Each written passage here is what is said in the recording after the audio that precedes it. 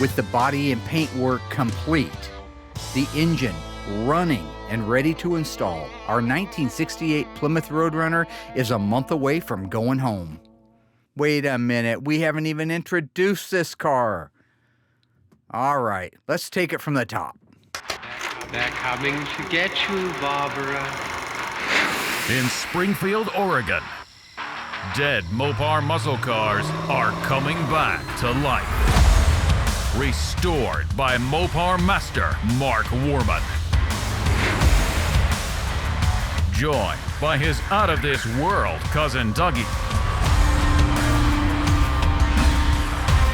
Oh, hi, Mark.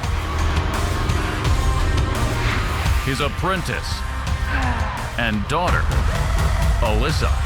Whoa, stop. And his childhood best friend, Royal. Mark hates everybody. His protege painter, Will Scott. You got one job. This is Graveyard Cars.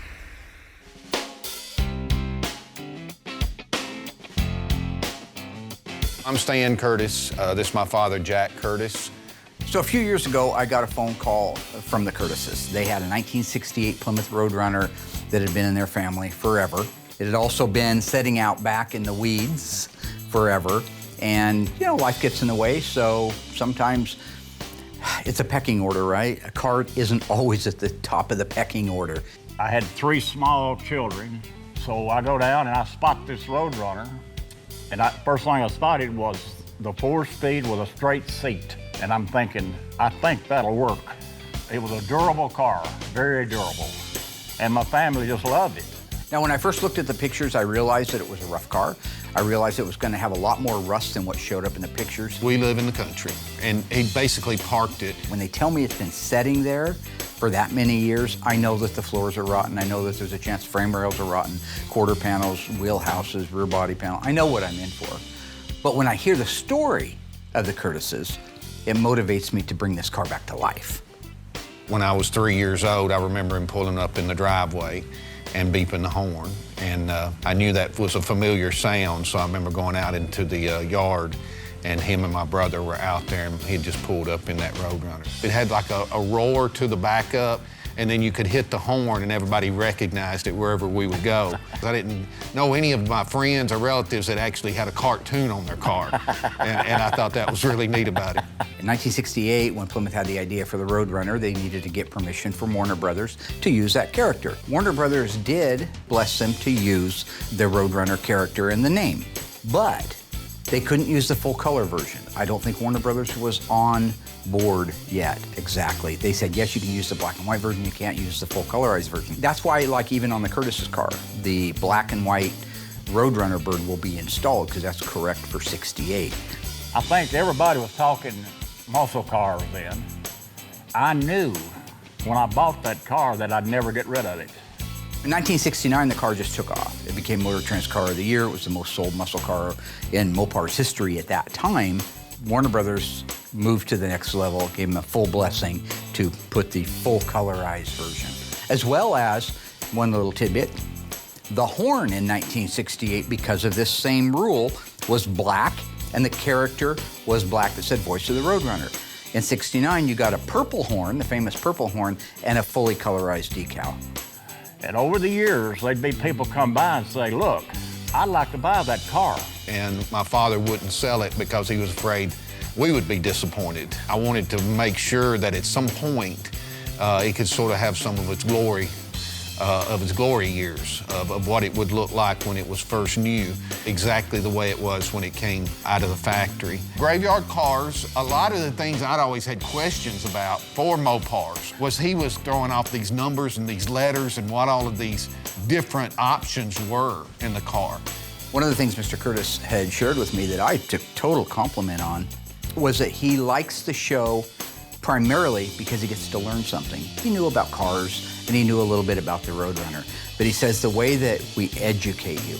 I'd never seen a program that broke it down to that specifics of what these cars were built and how they come from the factory and what the build sheets would say. And I was trying to find out what is really, did this car from the factory, and then what at the dealership, did they put some type of dealer option on it that I may not have known about? The way that we talk about the nuts and the bolts and the fasteners and what's correct and what's not and what numbers are right and what ones aren't, that's the stuff he really sinks his teeth into. I watched this show and I come to find out Mark, and I'm kind of blowing smoke, but he's good at it. The best. And that's just my opinion, but I think it's a pretty good one. Is he looking behind? So this process is just like any other one. The car comes in, we put it on a bin pack inside the shop, get it up in the air, disassemble the whole car, and then at that point, market inventory, what we have, what we don't have. If we do have this part, is it savable, or we're gonna have to replace it? So he does a 3 or 4 page list on each car just before we tear it apart, and then through that whole process. Once that's done, everything is labeled, put away in a bin, so that way, when it comes time to assemble it, we got everything right where Mark left it. But after the disassembly is all wrapped up, it heads out to the dipper, and that's when you really find out what you have. The car comes back from the dipper, and either you're gonna have a really solid car, it's gonna go quick, or you're gonna have a car that needs everything. This car wasn't too bad, the normal quarters, trunk floor here or there, but nothing extensive. So when it got back from the dipper, we were able to get DP90 on it, get it right to the metal guys, give them their time to do all their cutting, grinding, welding, final fit and finish, get the car just perfectly square. Have Mark come out, double check gaps just because it's good to have a second set of eyes on it. Then it heads right out to the Bondo room. So they do their job, get all the body work done, bring it over to me. We prime it, 4 or 5 coats, thick coats of primer. Then it goes right back to them. They block it out, clean up any issues, kick it right back to me. Double check it, prime it again, and then I'll give it back to them a second time where they'll block it again. And then by that point, you're just literally doing that 3rd coat of primer, just a nice even 1 or 2 coats, hold everything down because we're not doing the pre-paints anymore.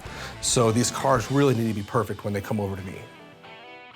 I was thinking about my kids and my wife, how tickled they were gonna be, how much fun it was gonna be, have it back like it was.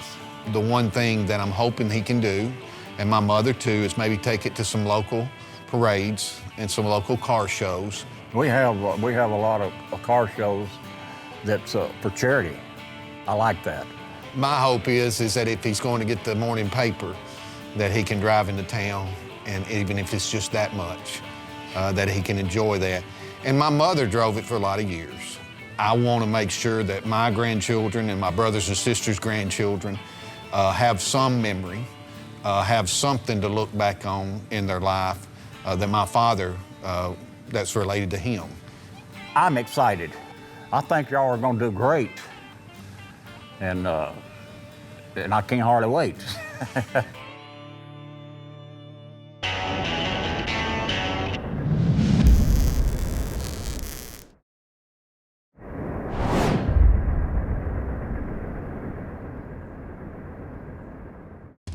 So we're getting ready to do our initial fire up on the 383 for Mr. Curtis's 68 Roadrunner. Remember, this is a numbers matching engine. Everything about it's numbers. It was very original when we took it apart. It's very original now. It just looks a whole lot better. So hopefully it fires right up. We don't have any leaks, squeaks, rattles, knocks, and all the things that can happen. Maybe we get lucky again. Maybe we get good again. And then it will be ready to install in the car when it comes over from the paint shop. Are we ready? Are we ready, Freddie? It's another one, baby. You don't look very confident. What is your problem with confidence? You need to get more confident. Is it because every engine we've touched in the last year is blown up, broken, lost oil out the back? And I always put the distributor in backwards every time, right? Now, just for the record, folks, we've never blown up an engine. We've never had that's a lie. We have had a remain seals leak, but we've got that cured because Mancini makes a billet aluminum remain seal that took care of that little problem. A couple years ago when I was talking to Mancini Racing, I was telling them we're having a lot of rear main seal issues leaking. Do you offer the rope? We'd like to go back to the rope style. And they said, no, those are long gone, but we might have an answer. So they sent us out this cool billet aluminum rear main seal retainer with this trick seal in it, and we've never had one leak since then. This is one of those engines. Made our life Other than that, easier. Doug likes to put the distributor in backwards. Always. Because it keeps us on our toes. Uh-huh. Have we got fuel in here yet? Yes. Okay, Do you want to look in there? It's spraying fuel. Yeah. I like it. What's wrong with that? Okay, ignition's on. I'll let you push the button. I mean, he likes to push the button. Let's just give it a try, see what it wants to do. I don't want to die. Is everything tightened down and nice? And this, I can put this back here so I don't have to take it in the nut. Away from the exhaust. Saw a guy, Johnny Head, back in high school. He was in the shop class, and the battery cable got caught in the fan that whipped up and hit him right in the nut, and he lost a nut after that. And so they called him Johnny One Ball. Is that true? No. Crank it over. Push the button. Sure.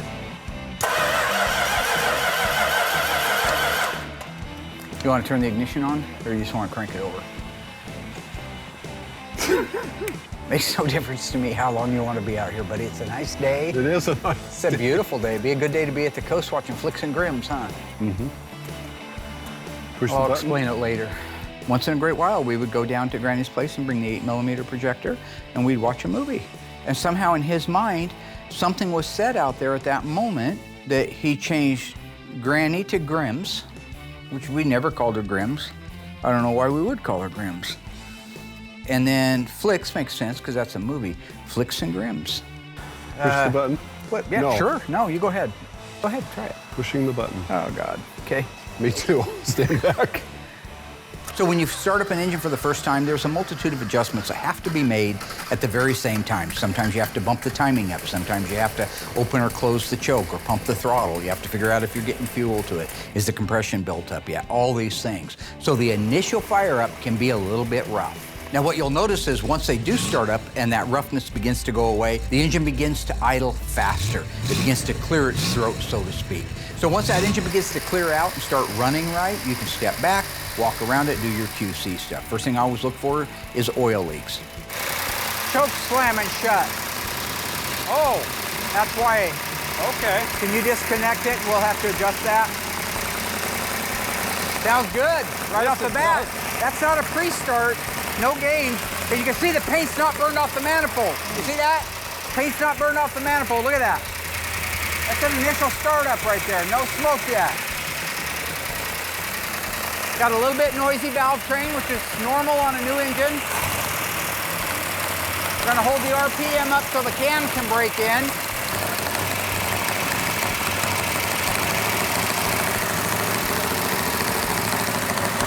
Nice. Yeah. Another engine down and another engine down. Love it. Love it.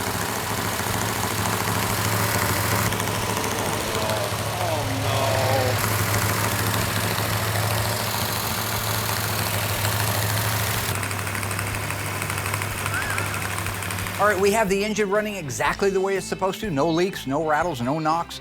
It is complete. So right now, where we're at is that drivetrain is finished and ready to go into the car. So as soon as Will gets that car over here from the paint shop, we can reunite them, put the wheels and tires on it, make it a roller, and it's gonna be really close to going back to the owners.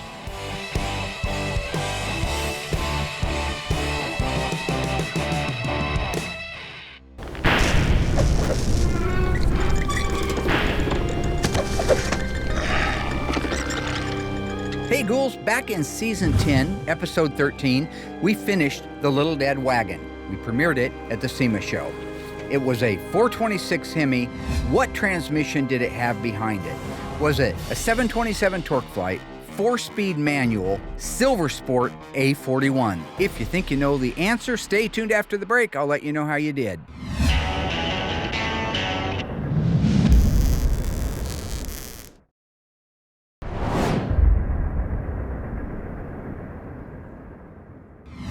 All right, folks, how did we do on that one? Our Little Dead Wagon with the big old Hemi in it. What transmission was behind it?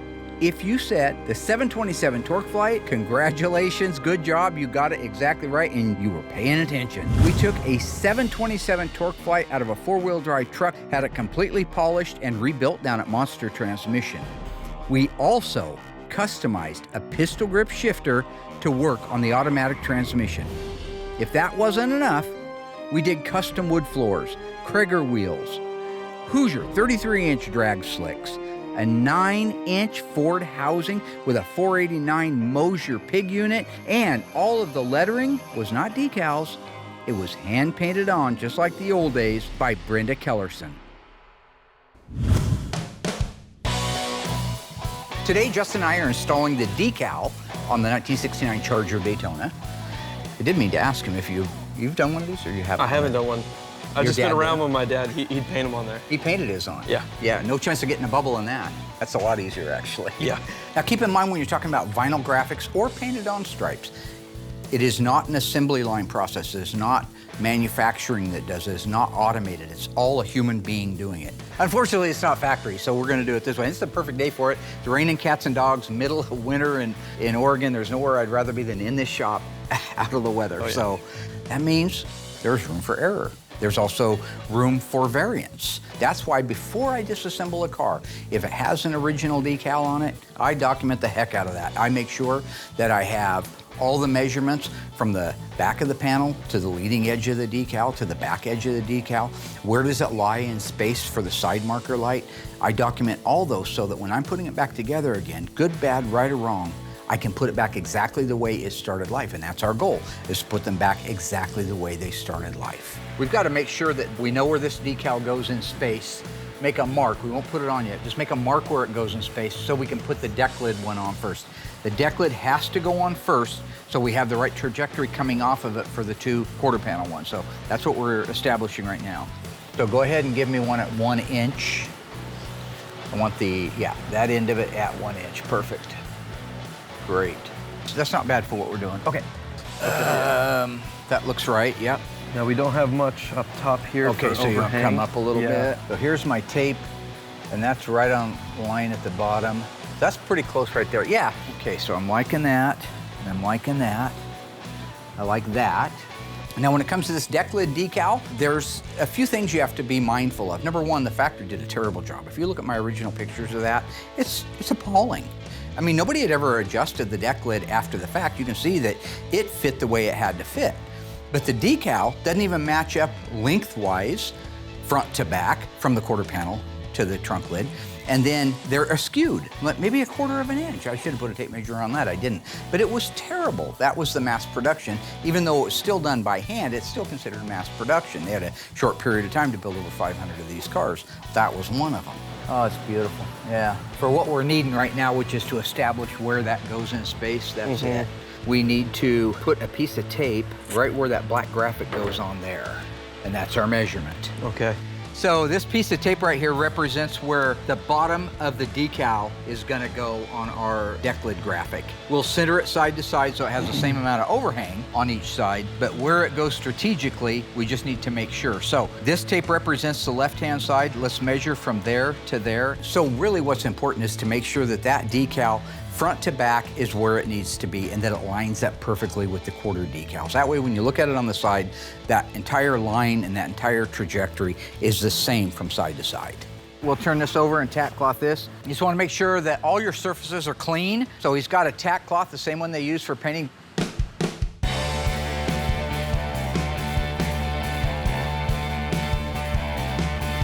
Now that we are not doing pre-paints, we seal these cars. So the cars finish off in 400. I use the PPG NCS 2004. It's a gray sealer. It'll feel like 320 scratches, but we finish the car in 400. So I'll do 2 coats of sealer, and what that does is just any light scratch or any imperfection, a real faint one at this point, that sealer will fill it. So when it comes time for the color, you are literally painting over just a perfect finish.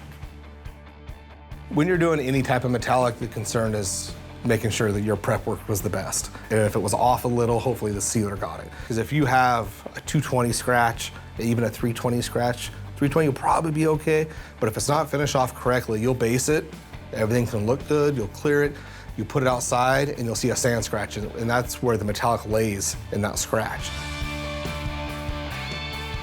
You could look at the whole side of a car, the metallic just lays out perfect, but where the paper, sandpaper was too coarse and you didn't get it sanded out good enough, it could lay in there so that metallic could just go down the complete side of the car if it's not prepped right. So once that sealer dries, I like to give it an hour. We can go right to our color.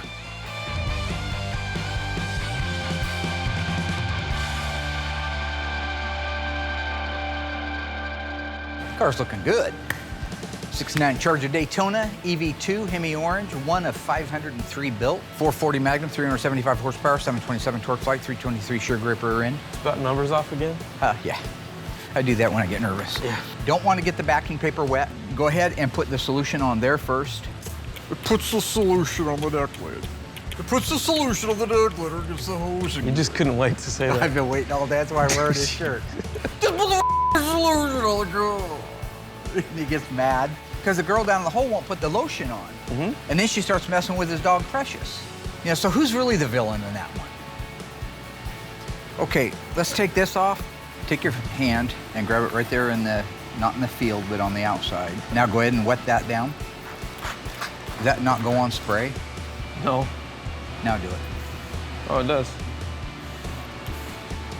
You're doing fine. You're doing fine, Dougie. I mean, Dougie. No. Justin. I don't know what's worse. It's, yeah, working with me or Dougie, right? No, getting called which Doug. one's worse, yeah. Okay, first thing we're gonna do is we're gonna line it up right on our tape line. Well, I'm overhanging on this side about 3 inches. Let's go this way. We'll have to trim it, obviously. Got a nice reveal. Even though our measurement showed one thing, you don't want that decal to be on there askew where maybe it's tighter towards the opening here than the other side. So we know we're about where we need to be. Now we dial it in and make sure that reveal is the same. Okay, so what we're gonna do is squeegee from the middle out. We'll get this side locked down. Once that side's locked down, we'll lock down the other side. You can see the stuff building up underneath it as I go.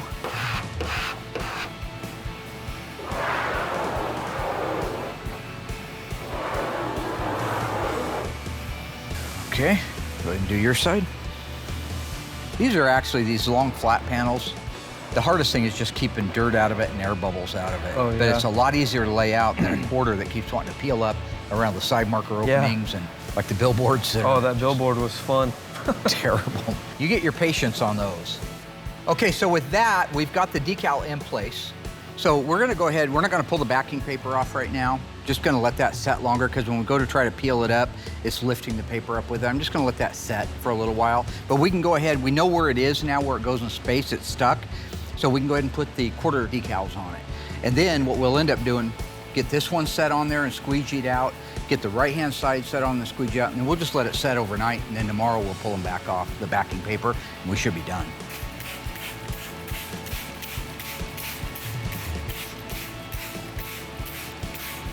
All right, yep, go ahead and set that down there. That's supposed to be at the bottom. I gotta come up there, okay. Okay, so we got 1 inch perfectly right there, and our green tape is right there. I can see the edge of it. So that's the bottom of the lettering. Off. Okay, so it's gotta come back just a hair. Just a hair. Okay, check that. A little Maybe bit a hair more. Yeah.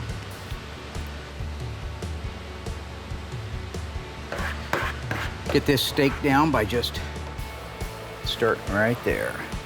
Get that leading edge.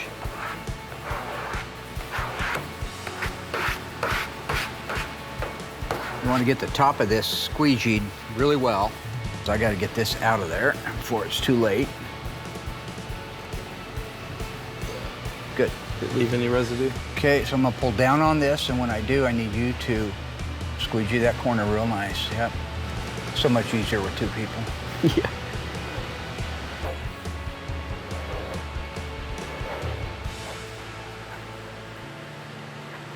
Down to that style line. Okay, so we got that side on. It just needs to dry overnight. We're gonna go ahead and put the passenger side on, and then we'll pick back up with the removal of the backing tape and sticking all the edges down. Same as this side as it is on the other. And we're right at 1 inch. And we got about the same overhang. Yeah. Go ahead and lock it down.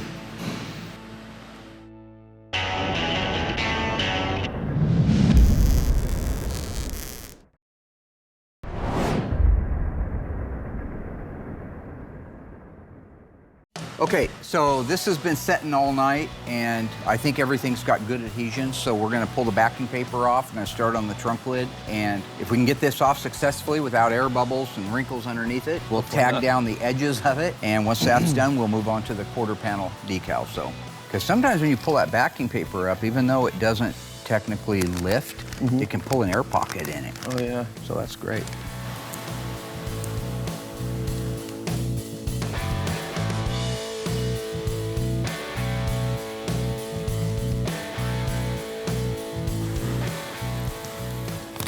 It's looking really good. Yep. It's looking good. Oh.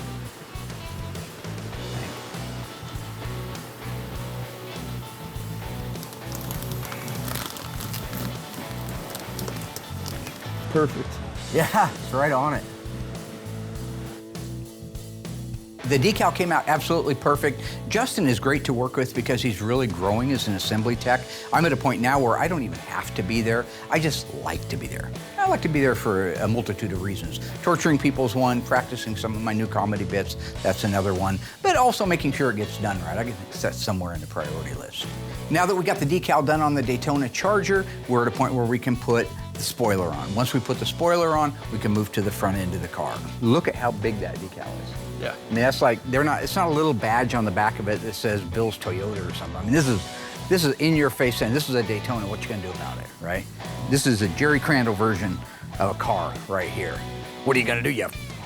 I can't say that anymore, but I guess I can't even bleep the word now because you can see my mouth is, you can see that. Why don't they just pixelate around your mouth? Well, I don't know, why don't you call the editors and ask them?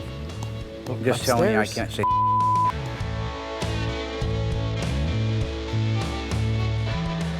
All right, on our 1970 GTX 446 barrel, we've already made the pulls to the outer rocker and a section of the inner rocker. The inner structure for the quarter is also pulled. Now, all of those things are not only pulled out, and you've seen that previously, but we have it all trimmed away to a point where we can come in now. This is the most crucial part of the pull on this, is to be able to clamp right onto the floor, where the floor meets the inner rocker and the under seat pan, and make a pull directly on that. We're trying to save the under seat pan. So I'm gonna be working with Shane. Shane's gonna make the pulls on it, and you're gonna watch the floor itself come out, and while it's out and under a load stretched out, he's going to do stress relieving. He's gonna hammer that area until it's shaped the way he wants. Then when he lets off of the actual pump itself, it won't go back, it'll stay where it's at. Once that's done, we can go ahead and start building out that inner structure pieces and putting the car back together again.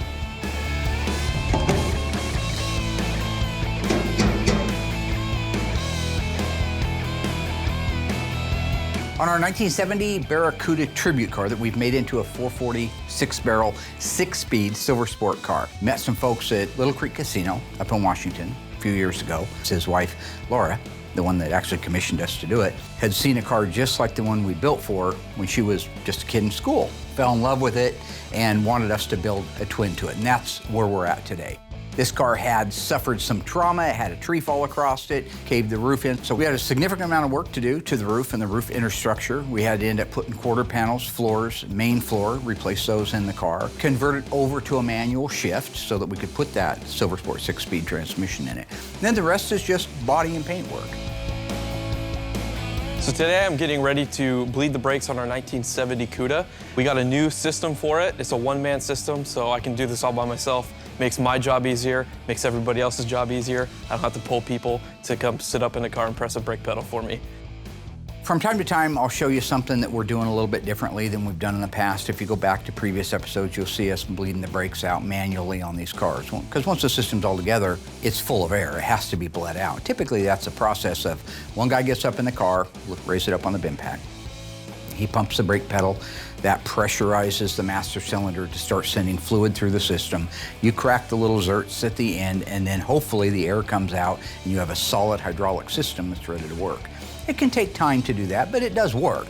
It's just a two-man job, and it takes time. So what I wanted to do is speed that process up. So I bought a pressure bleeder for it, and I bought an adapter kit. Now what this allows me to do is to pressure bleed the system with just one person and know that you're getting all the air out of it the first time. So the way the pressure bleeder works, it's a reservoir with a pump, and it's filled with brake fluid. And that runs up the lines that you connect and goes into the master cylinder itself.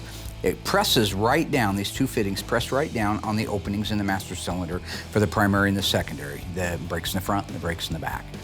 And it just continually puts fluid in there. So because now you have this constant flow of brake fluid, no chance of introducing air into the system, you get a constant movement of fluid out of that master cylinder. So we can bench bleed it like we did, comes out of the master cylinder, up over the tubes and down into the cup. You could fill that cup up until the reservoir on the ground was empty. Be no reason to. All you're trying to do is bench bleed it and get the little bit of air that's in the master cylinder out before you bolt it on the car. Okay, so he's made the pull in the main area, the first area damaged, so he's just gonna slide the clamp down now and make another pull towards the back. He just has to work his way up and down that rocker and make the pulls, because one pull won't do it. Okay, so he's got it pulled out to where it needs to be for the most part. He's got some more trimming to do. That last rip was the inner rocker that we're replacing. That's why he was pulling on it, because it's sacrificial. But that really came out nice. That's frame rack, my friends. Double check your alignment on the ports down below and the bottom of the master cylinder. They're tight, chain is tight. We can connect our brake line feed coupler. It's connected there. Now we can lift this thing up in the air. Once the master cylinder is bolted on the car, there's a series of adapters to make sure that it's a tight fit. You make all those connections, tighten it down, connect your hose from the reservoir into that adapter, and you're ready to begin bleeding. So once you're all pressurized, all the fluids in the system, you want to go to the back of the car, furthest point away from the master cylinder, and begin bleeding. Pressurized system, all you do is crack that bleeder valve until you have solid fluid coming out. Then close it. Go to the left rear, crack the valve, solid fluid, close it. Lather, rinse, and repeat. So the Cuda's brakes are bled, they're done. The new system worked out perfect. I couldn't be happier. Now that that is done, we can get this car ready for the initial fire up and then ready for alignment.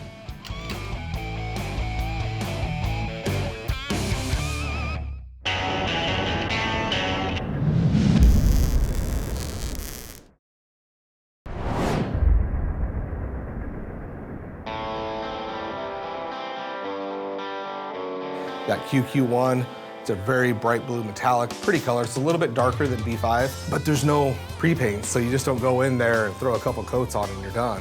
As far as transparency goes, every car is different.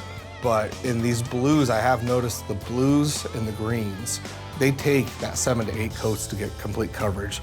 So I have to go back to doing spray out cards. So that spray out card has 4 different variations of colors that you could potentially be painting over. So you do that spray out card and you cover it, you hold it up to a light until you can't see through that card anymore. Once you have your coverage on that, you know that's exactly how many coats you need on the car. And because you've sealed it, you know you don't have any small imperfections, sand scratches, any issues, pinholes, stuff like that, because you'll see that in the sealer. So you can go in at this point, put in 7, 8 coats of this color, because it is a transparent color. Let that just dry. Give it time, let it dry, then we're ready to clear it.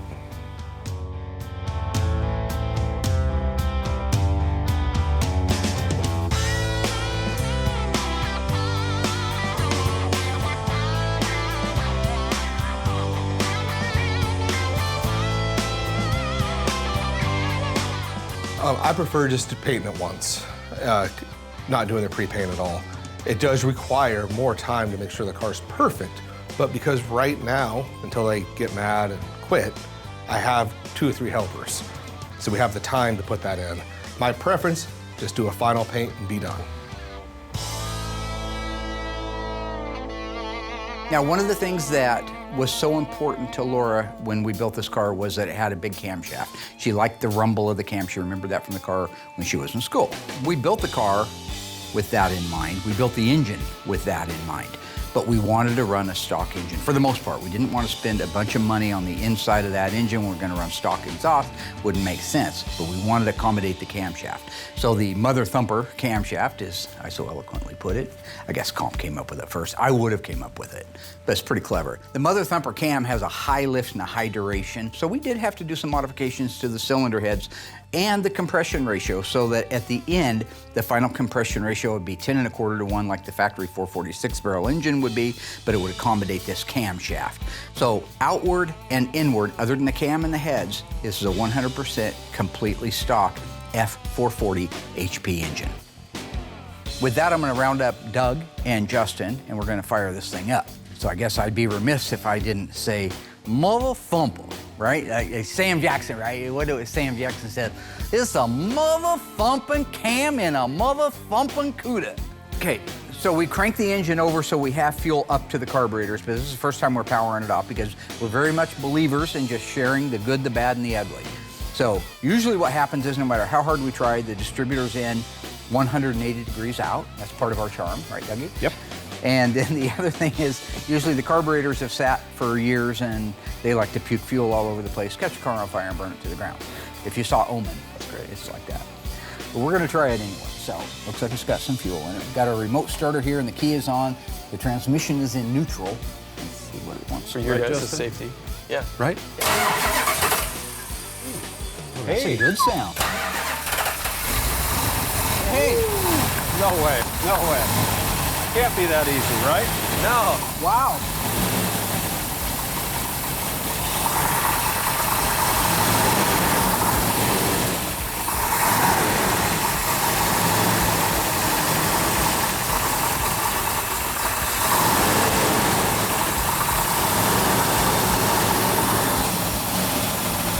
Wow, that started right up. Nice.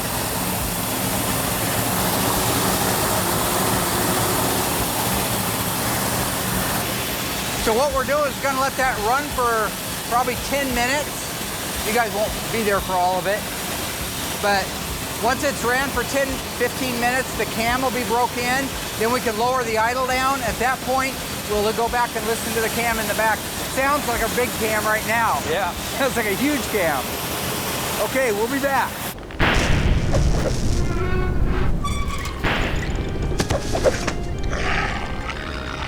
Way back in season 5 of Graveyard Cars, we restored this gorgeous, one of only 56 built, 70 Dodge Charger, 426 Hemi, 4-speed, all numbers matching cars. True or false, the sales code for the white Bumblebee stripe is V8X. If you think you know the answer, why don't you stay tuned after the break? Come back, we'll find out together.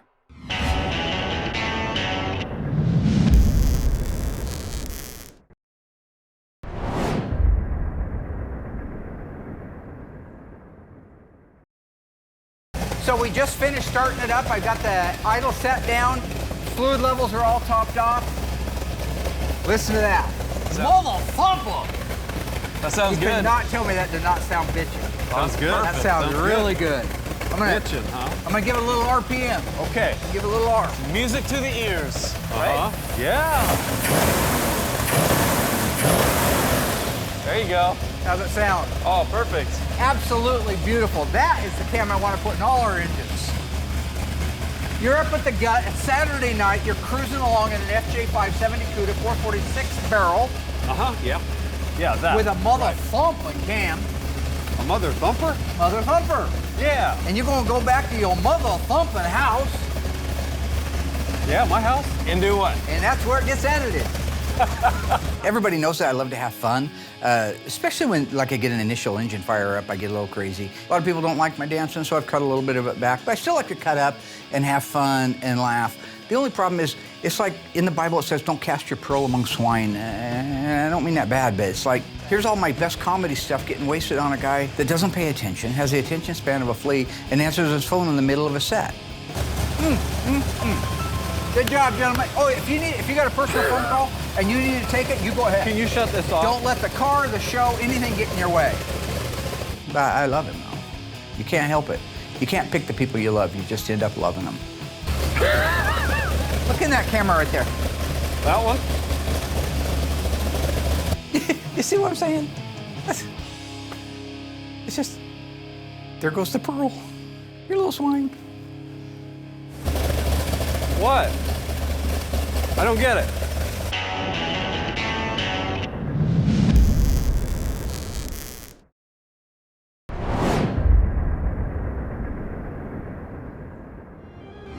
All right, my ghoulish friends, how did we do on that one? True or false, V8X is the sales code for the white Bumblebee stripe. If you said true, you are wrong, but I threw you a bit of a curveball. I made the mistake of installing a V8X stripe on that car. It was supposed to get a V8W. So if you watch the episode, you'll see where I was taking the black tape back off and putting the white tape stripe on. V8W is the sales code for the white bumblebee stripe on a 1970 Dodge Charger. This car also featured a V1X black vinyl top, A34 410 Dana Super Track Pack, bucket seats, C55, and a C16 center console, just to name a few things.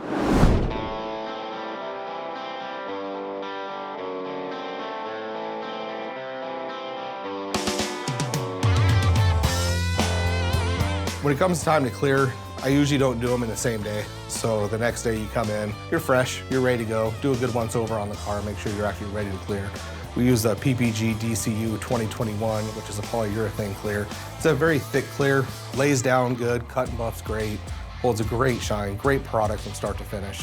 That process is a little bit easier, believe it or not. You're just clearing a car. So we do 3 coats to 4 coats, give or take on the car what we're looking at. There has been times where you'll see like a slight little wave in something that you may have missed, and I'll put an extra coat of clear on it just so you can block the clear flatter. But for the most part, it's 3 coats of clear, let that sit for a week or two, make sure it's cured.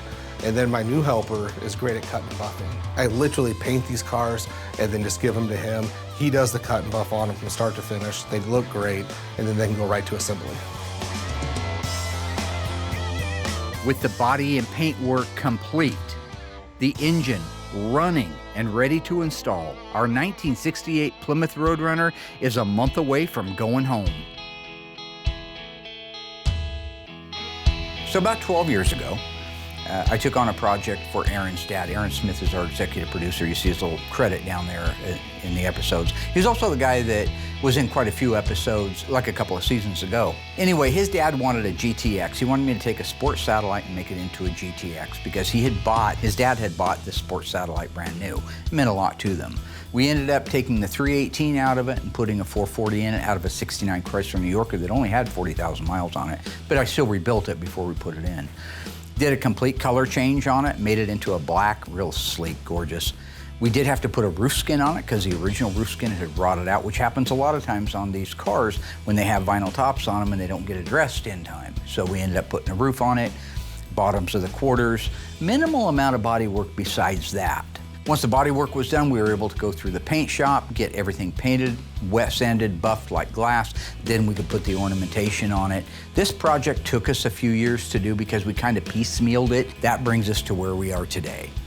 Mr. Smith asked me to sell the car for him, which I did a few weeks ago, and now it is going home. One of the things that the new owner requested was that everybody from the team sign the inside of the car, which I think is very flattering, considering we're just a bunch of goofball mechanics working around here, but we just happen to have a TV show that I created that everybody said wouldn't happen anyway, so I don't take that for granted either.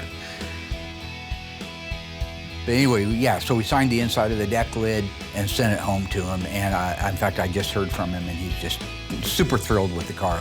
Thought it was absolutely gorgeous, so. If you think it's easy to make a show laugher, boy, why don't you make one, okay? You can laugh at my stuff all you want, but until you make your own show. When you have $20 million of your own money on the line, you can do whatever comes in that little AJ idiot head of yours. You know what that's from? I don't think it's 20 million, it's probably 2 million, but it might be 6 million. It's Bruce Willis, Armageddon. Oh, yeah. And cut. cut.